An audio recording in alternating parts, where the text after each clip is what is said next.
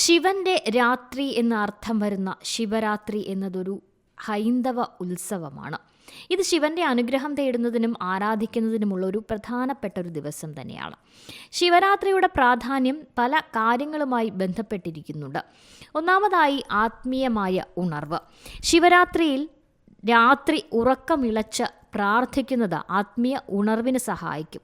മോക്ഷം ലഭിക്കാനും ഇത് ഉത്തമമാണെന്നും വിശ്വാസമുണ്ട്. രണ്ടാമതായി ശിവന്റെ ശക്തി. ഈ രാത്രിയിൽ ശിവൻ തൻ്റെ താണ്ഡവ നൃത്തം അവതരിപ്പിച്ചുവെന്നും അത് ലോകത്തിന് ഐശ്വര്യം നൽകുന്നുവെന്നുമാണ് വിശ്വാസം. മറ്റൊന്ന് പാപമോചനം. ശിവരാത്രിയിൽ ശിവനെ ആരാധിക്കുന്നത് മുൻ ജന്മങ്ങളിലെ പാപങ്ങൾ കഴുകിക്കളയുന്നതിന് സഹായിക്കുമെന്നും പുണ്യം ലഭിക്കുമെന്നാണ് കരുതുന്നത്.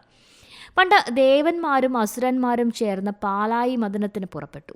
വാസുകി എന്ന സർപ്പത്തെ കയറാക്കിയും ഒരു പർവ്വതം മത്തുമാക്കിയും ഒരു വശം ദേവന്മാരും മറുവശം അസുരന്മാരും പിടിച്ച് കടഞ്ഞു തുടങ്ങി. അപ്പോൾ ഓരോരോ വസ്തുക്കളായി വന്നു തുടങ്ങി.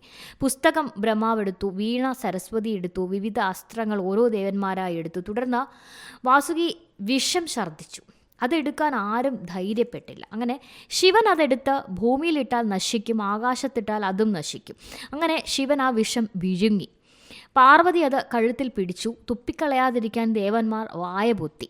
അപ്പോൾ വിഷം കണ്ഠത്തിൽ ഉറച്ചു. അതിനാൽ നീലകണ്ഠൻ എന്ന് പേരും വന്നു എന്നാണ്. അങ്ങനെ വിഷം തീണ്ടിയത് കൊണ്ട് ഉറക്കം ഒഴിവാക്കി ഭൂതഗണങ്ങളും മനുഷ്യന്മാരും ഒപ്പം പാർവതിയും അങ്ങനെ ഉറക്കം മുളച്ച് ഇരുന്നതാണ് ശിവരാത്രി എന്നാണ് പറയുന്നത്.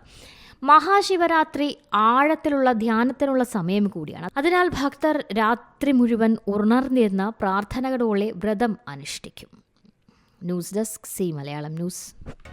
പുതിയ വാർത്തകളും വിശേഷങ്ങളും ഇനി വിരൽ തുമ്പിൽ. എല്ലാ ഡിജിറ്റൽ പ്ലാറ്റ്ഫോമുകളിലും ഇപ്പോൾ സി മലയാളം ന്യൂസ് ലഭ്യം.